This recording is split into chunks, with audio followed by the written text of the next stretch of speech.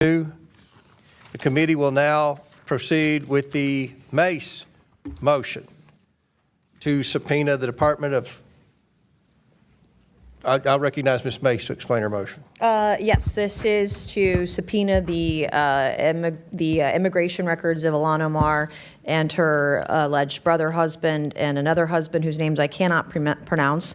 The Committee on Oversight and Government Reform is the principal oversight committee of the U.S. House of Representatives and has broad authority to investigate any matter at any time under House Rule 10. And this particularly, the legislative thing that this would inform would identify reforms regarding immigration fraud and denaturalization processes, potential criminal liability, things that we need to address statutorily and legislatively. Mr. Chairman, thank you.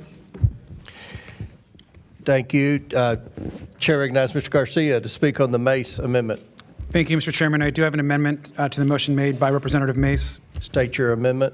At the end of the motion, I'd like to add, pursuant to Clause 2K6 of House Rule 11, the committee shall subpoena all documents and communications from the Department of Defense regarding the military service record of Representative Corey Mills of Florida. Amen. All documents, communications, and contracts from the Department of Defense, Department of Justice, of Interior, of Homeland Security, and Department of State related to Representative Corey Mills of Florida. And any business in which he or any relative has a financial or controlling interest, including Pacom Defense, Pacom Solutions International LLC, ALS LLC, and any documents and communications from the Department of Justice, the U.S. Attorney's Office for the District of Columbia, Ed Martin, in his personal capacity, and the White House regarding any communications around the February 2025 domestic violence incident in Washington, D.C., involving Representative Corey Mills of Florida. And with that, Mr. Chairman, I'd like to be recognized to explain the amendment. Mr. Garcia amended the Mace motion. Does any other member seek recognition? I'd like to just comment on the motion. Go ahead. And then go I ahead. can, if I can comment I'll on it after. recognize Garcia, then Mace. Go ahead. I just want to just begin by saying, broadly speaking, on the initial motion, Congresswoman Omar is a proud member of this body and an American, and as American as any member of this body. She's a public servant and a fighter for her constituents, and she represents the American dream. And I know I and House Democrats are honored and proud to support her and to serve with her. Congresswoman Ilhan Omar has endured horrific attacks her entire time in public office, and we admire her courage. My motion requests documents on Corey Mills, a Republican from Florida, and I just want to note that this is not the best way of handling these types of issues, and we are introducing this only because this is being introduced on Representative Ilhan Omar. And so we are forced to make this motion and this amendment to Nancy Mace's, Representative Mace's, Nancy Mace's motion. And so with that, I conclude. Gentleman yields back. Now, Chair recognizes Ms. Mace to speak on the Garcia amendment to her motion. Thank you, Mr. Chairman, and I support Representative Garcia's amendment, and you beat me to it. I was going to do this on the House Armed Services Committee, and I'm a little jealous that you beat me to it.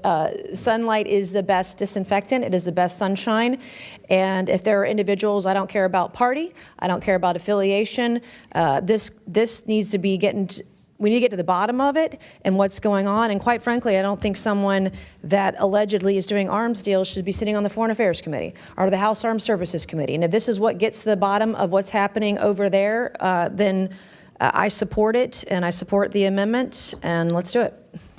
All right, but you yield back. You yield to me. So I've had several members request information about trying to determine if Ms. Omar was involved in any of the Somali fraud and this and that. The thing that I've told people is the Ethics Committee is set up to do that. That's what the Ethics Committee's sole purpose is to investigate members. So we've got a motion by Mr. Garcia to amend Ms. Mace's motion. Both the amendment and the motion seek this committee to investigate sitting members of Congress. That's not something the Oversight Committee does, but we're a Democratic committee, and I'm not telling anybody in here how to vote. You vote however you want. But that's what the Ethics Committee role is. That's their jurisdiction. And I just wanted to state that. And again, look, I'm for whatever. I'm for transparency. You all vote the way you want. This committee's wired. You're going to vote the way you want anyway. I don't think the ranking member can tell his members how to vote, and I can't tell my members how to vote. I'm just telling you that's what the Ethics Committee's sole Mr. Chairman? purpose in life is. So, Mr. Chairman, just stating that. on a point of order. Mr. Chairman. Which one do we want to, Mr. Lynch? Okay. Mr. Chairman, if I believe you're correct in your assessment that that is not something within our jurisdiction. That would mean that that motion would be out of order, not subject to a vote, and let's do this anyway, even though it's not within our jurisdiction. That's a jurisdiction of another committee, and we normally and regularly refer matters that are not within our jurisdiction to other committees, and that's how that should be handled, sir. Yeah. That's my thought. The previous chairman of the, I'm going to respond to Mr. Lynch's inquiry. The previous chairwoman of the committee from New York, remind me, Maloney. She said the Oversight Committee has jurisdiction over anything and everything, and I kind of tend to believe that. But now the Ethics Committee has primary jurisdiction. There's no question about that. Now, do we have secondary jurisdiction? Possibly, probably, whatever. I'm not. Mr. Chairman, under Rule 10, we have the ability. We have full oversight of the and U.S. House of Representatives. We can do pretty much what we want in this committee, but I just want to make it very clear so we don't start going down this road, or this committee will just turn into, investigating other members, whoever's in control. That's what the Ethics Committee set up to do. I'm not. Look, Ms. Mace, someone you beat can their file any life motion and it you was want, covered and Mr. up, we Garcia should can find file out. any motion. Someone married their brother to commit immigration fraud. We should find out. That's what this committee can do. I understand. Let's not defame members of Congress. Mr. Chairman, I just want to add to you. I just want to agree, first of all. I think Oversight Democrats, we don't believe either of these motions should be discussed. This is not the place to be going after members in this way. If there's a concern about a member, it should be at the Ethics Committee. But if members on the majority are going to go after members in our caucus, we're going to do the same. And so if the Republican majority wants to remove this amendment or vote this amendment down completely, we would join you on that. But what we're not going to do is allow the attack on one of our members. And I'm Mr. not Chairman, defending or opposing. I'm just saying that's what the Ethics This is what we do up here. We just protect each other and protect our own, and nobody ever gets held accountable for anything up here. That's what this whole thing is BS. It goes to the Ethics Committee. Chair recognizes. Which We're then it dies going in to a black vote on hole. this. Everybody's going to vote on this. We're going to vote on this because there's been a motion amendment. We're going to vote on the amendment and the motion. I'm just saying that's what the Ethics Committee is supposed to do. Chair recognizes Mr. Perry. Thank you, Mr. Chairman. There are a few times that myself and Mr. Lynch agree on things. I think he would admit that, as I have. But on this occasion, I feel he is correct. And while this committee may have the jurisdiction to do all manner of things, I think this is a dangerous precedent to set. The Ethics Committee is set up specifically for this task. And I empathize with Representative Mace that it seems like there is no accountability over and over again.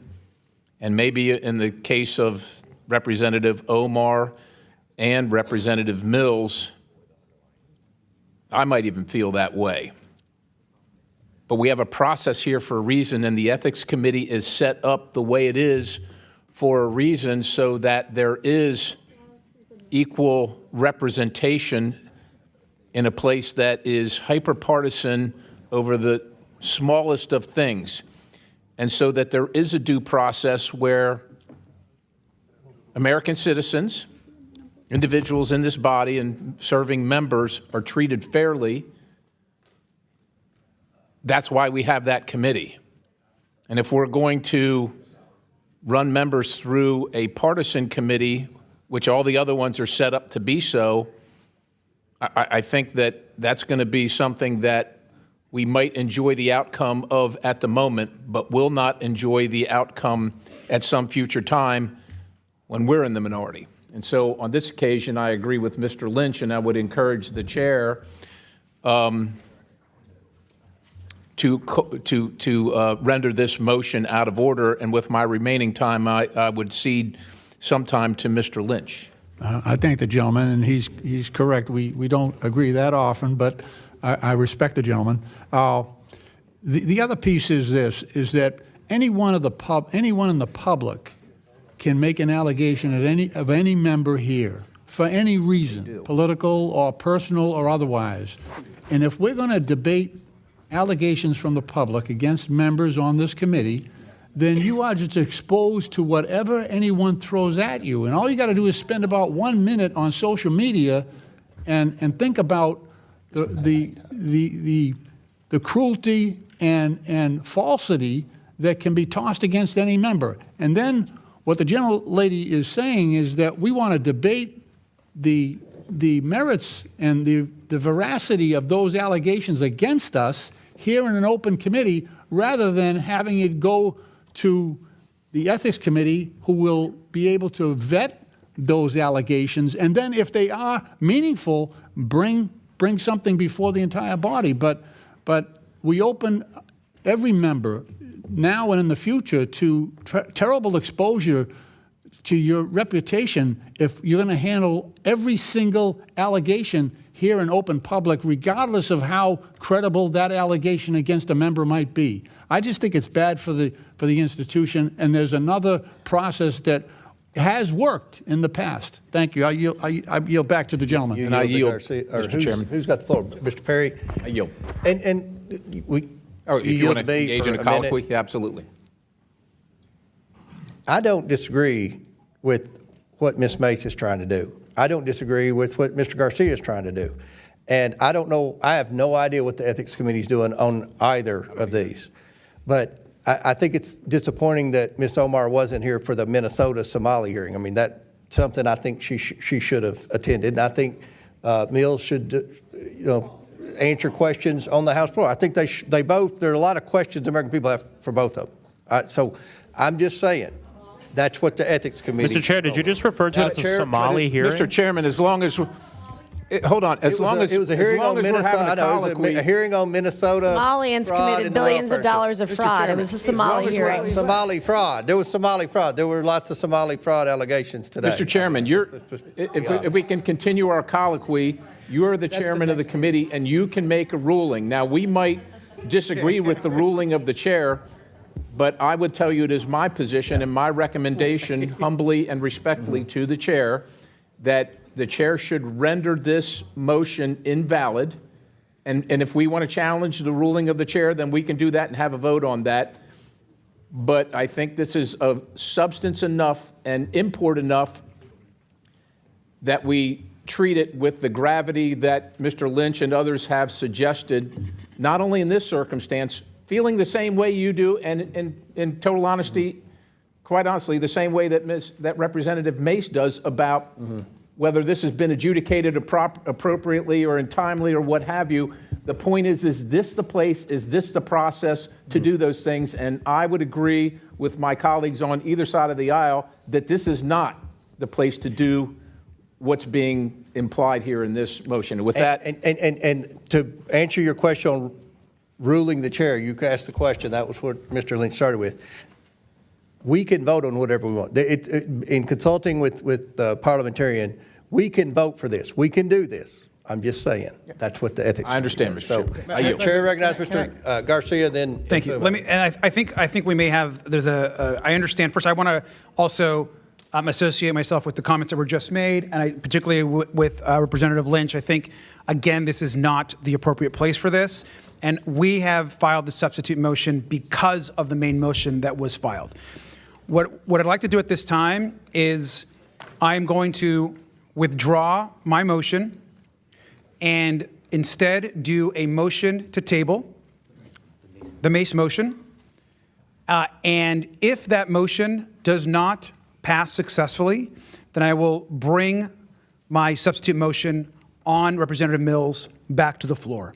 But now we have an opportunity with this additional amendment. I'm withdrawing the Mills amendment, and my new motion amendment is to table the initial Mace motion. I hope everyone votes yes on that. I think that solves the issues that a majority of us are trying to solve, and we can move on to the next item. So that is the new motion. So, Mr. Garcia made a motion to table. That's not debatable. Mr. Chairman, I do have a question. It's not debatable, I'm sorry. not- it's But- not- but- it's but not about- state your request. You're a good Yeah. member. I Mr. just Palmer. have a question. And Do it quick, because it's not debatable, but he will go ahead. well, this is not about the motion to table. It's about, under the Ethics Committee, if they find evidence against a member, they can make recommendations for censure, for removal. If we were to conduct something like that here, what power does this committee have?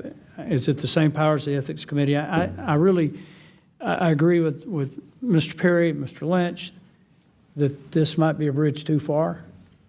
And if we're going to do this, then we need to know what the consequences are going forward for any other member who might, including a member of this committee, who might have issues raised.